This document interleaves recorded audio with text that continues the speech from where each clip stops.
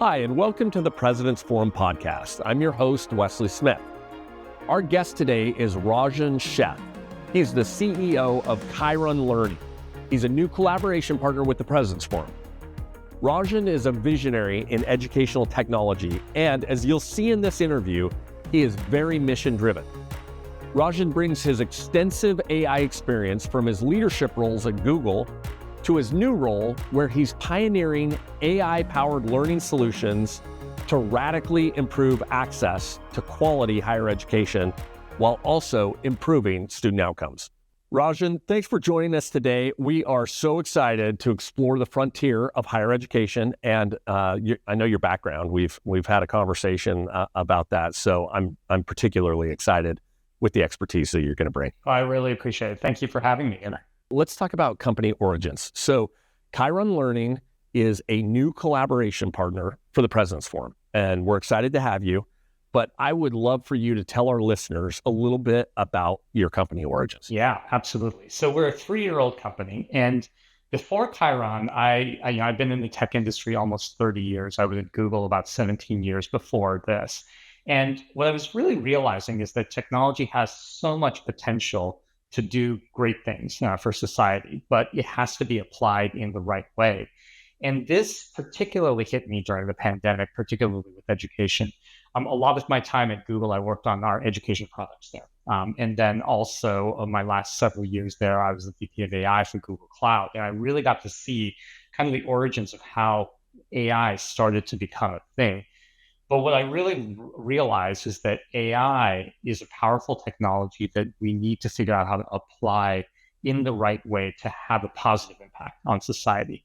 And so I made the decision to leave Google to start a public benefit company focused on that, focused on how AI can bring great results to education, and particularly to students. And so 3 years ago, we started Kyron, and the idea behind it, we actually registered it as a public benefit company with the mission of equitable access to high quality one-on-one teaching. And the idea behind it is this concept of conversational video. So imagine a video that you can talk to where we teach a little bit, we ask the right question to the student dialogues with the instructor in the video to get to a level of understanding, almost like they would in a classroom. And we wanted to use that to supplement how they were learning in the classroom to drive students to better understanding.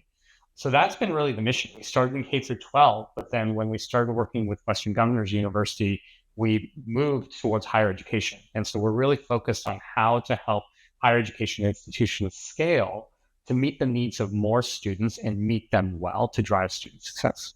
So I'm assuming that at Google, you saw a million different applications for AI. Yep. And you picked education as the application that was really motivating to you. How did that occur? What happened? Yeah, it's a great question. And so part of my team at Google was the industries team. And so we worked on AI applications for all of the major industries, retail, financial services, healthcare, et cetera. But there are a few places where if you apply AI, not only do you get a benefit of driving a business, but you actually get the benefit of making society a lot better. And education, I think, is the primary one there. There's so much application to make society better if you can use AI for education. But that said, it's tricky. I think the thing that I learned with a lot of the industries is that AI is an incredibly powerful technology, but it's also one of these things that needs to be holistic. You need to think about not only the technology, but the people involved with it and how that changes their lives, the instructors, the teachers, the students, and make something that actually fits into how people teach and learn today, just like we were doing with every other industry out there. And so that's really the driving motivation behind education, finding a place where AI can do good for society. I love the thinking. I mean, you're speaking our language, and we're going to talk about access and equity, and we're going to talk about things that are really important to the forum in that regard. Before I move on to those, can you just give our listeners a little bit more information on a public benefit corp? Yeah. Like, tell us why you decided to go in that direction, and what does that mean? Yeah, it's a really great question. It's something I had to do a lot of research on when we started the company, because I had the kind of debate with myself at the beginning of, do I start this as a nonprofit or do I start it as a for-profit? And neither felt completely right. The the benefits of a for-profit is you can scale a business, but you are kind of beholden to shareholders, and so you need to kind of drive towards profit. The benefit of a nonprofit is you can focus completely on mission, but with a technology company, it's hard to actually attract great talent that way as well. And so what I wanted to do is do something that's for profit that is focused on the social benefit. And that's where a public benefit company really comes in. With a public benefit company, you can register as a for-profit, but have an explicit mission in the charter actually filed in Delaware. And so we can make decisions based on that charter. And that's what we do. Like everything that we do focuses on the mission, but building a scalable business based on that mission. Okay, I don't need you to give me the word for word mission, but can you summarize, what is the mission then that you're focused on? Absolutely, yeah. And so what we put in the charter was equitable access to high quality one-on-one learning.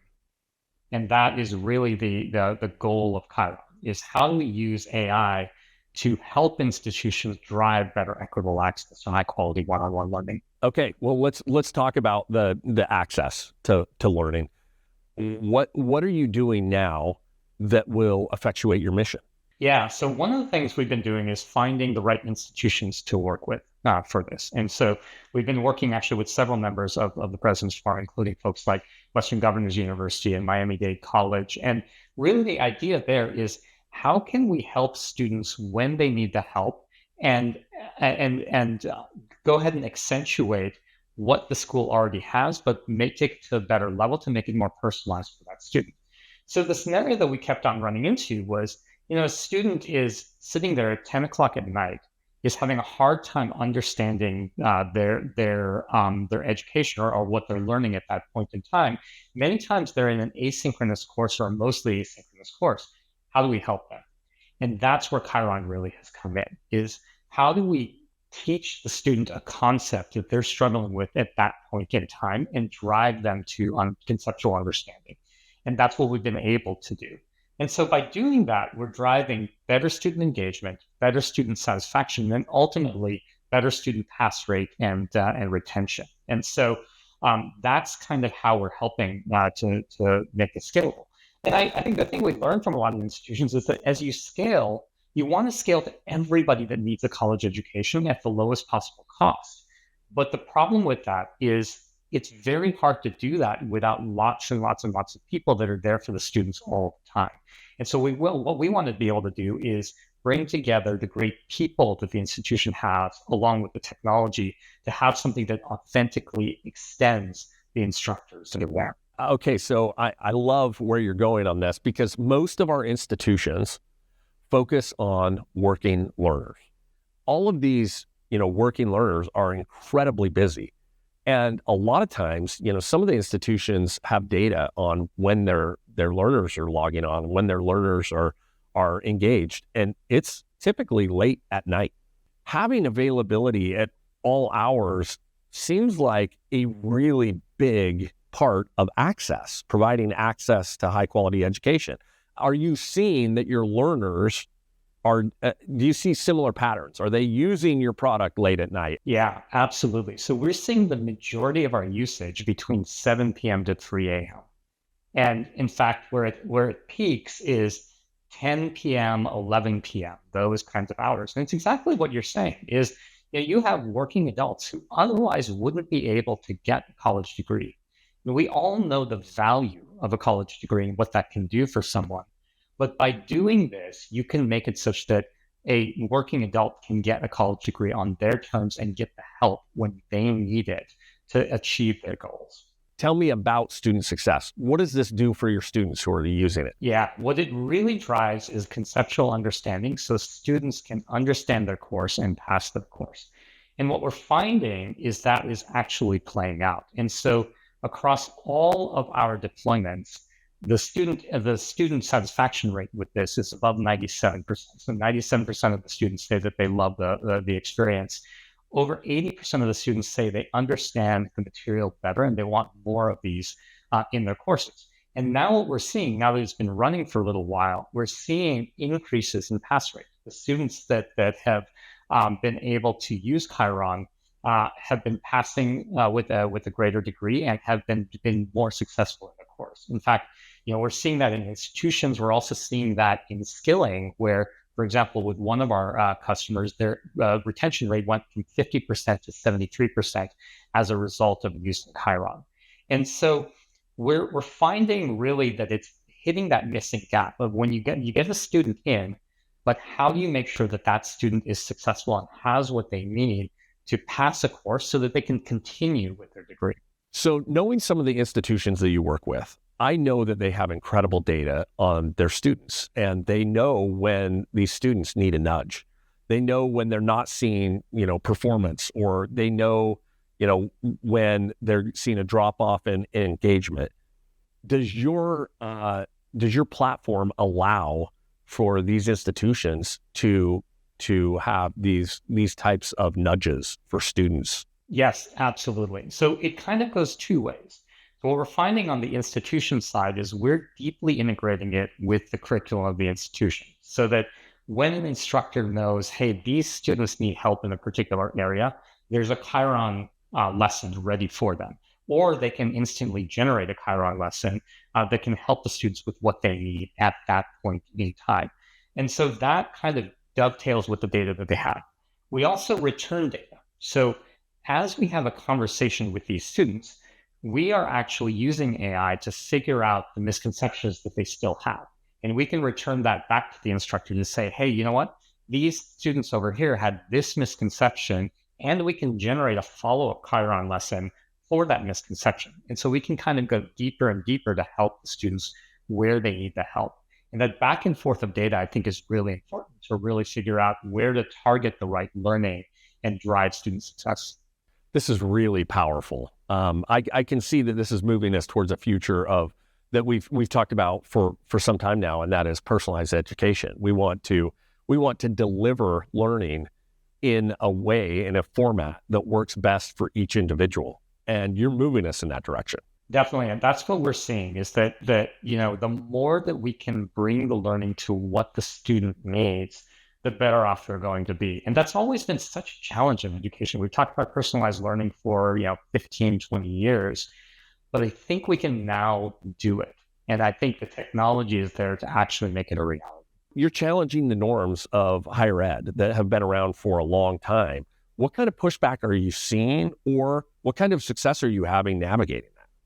It's a great question. And the truth is that AI is a very new technology, and honestly, in every industry, a little bit scary for those involved. And I see that not just in education, I saw that in every industry that I built AI solutions in. And in education, I think the key thing is building the trust of the faculty, and in particular, showing how AI can authentically extend them where they can't be. So we take that scenario, for example, of a student struggling with a concept at 10 o'clock at night. What's the faculty member going to do at that point in time? They can't be there for their students at that point in time. So how can they have the right technology in front of the student to do that? Now, there is the argument of saying, hey, the students will just go to ChatGPT and get the answer or whatever. The problem that we're seeing there is that with a lot of the technologies that are just consumer facing, student will just go get an answer, or they may generate content, but they won't learn a concept. How can we build things that authentically extend the curriculum and the faculty to actually be able to drive conceptual understanding? And that's what we really do.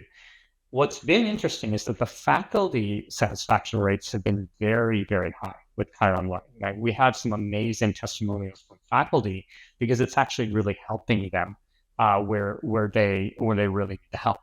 And on your second question, I think that we're seeing a bit of a turn here. I think that more and more institutions are realizing that, there is the set of students that they've been teaching for decades and decades, but there is so many students out there that can benefit from higher education in one way or another. And so I see a lot of schools, like the ones that are part of President's Forum, that have naturally been going more and more online. But I also see other more traditional schools that are starting to go online, that are starting to reach out to industry, that are starting to figure out other programs that can reach an audience that they've never reached before. And I think that's going to be the key. We still have a minority of students in the US getting bachelor's degrees. And I think that can really be extended to many more and drive prosperity and success as a result. I'd love to agree with that. And I will agree with that. I think we're moving in that direction, the direction that everybody understands, or that everybody has the capacity to succeed, and that we need to bring the tools that will make that more a reality for every single student. In the age of AI, we have to acknowledge there's going to be disruption. Yeah. And people will have to adapt, right? Absolutely. And I think two things to say that. I think one is that we need to figure out, we know this is going to take time. It will take time for higher education and education in general to adapt to new technologies. But we can also do it in a good way, and we could do it in a bad way. And I think that if AI is done in a bad way right now, it will poison kind of the ability to actually use it well for education. It's, I think, incumbent upon organizations like us, as well as institutions, to figure out how to use it in a good way to actually drive better faculty success, better student success, and better overall success. Absolutely. Tell us what you're excited about with the President's Forum collaboration partnership. Well, I feel like the institutions that are part of the President's Forum really match the mission, and it's really deeply personal for me. One thing that I didn't say, the reason that I started this is my family is a product of great education at long odds. My grandfather was an orphan in a village in India that was able to find education and lift up his family. My grandmother was a widow with 5 kids, but put all of her kids through college, and we saw that increase prosperity. So I've seen personally how if you reach students that don't have access, what that can do. And I'm excited because you've gathered together a set of institutions that really, truly believe in that. And I'm looking forward to collaborating with that. Well, that's the perfect end to this interview. I'm so glad that you had time today to come on and to talk about the alignment between Kyron Learning and the President's Forum. We're looking forward to a very productive partnership moving forward, and having you back on as a guest to talk about AI in the future. Great. Well, thank you. Really appreciate it. That was Rajen Sheth, CEO of Kyron Learning, one of our newest collaboration partners at the President's Forum. At the Forum, we're committed to bringing bold innovators like Rajen into the conversation so that our members can see what's next in higher education and build solutions that center on student success. You can learn more about Kyron Learning at kyron.ai. That's KYRON.ai. And you can learn more about the President's Forum at presidentsforum.org.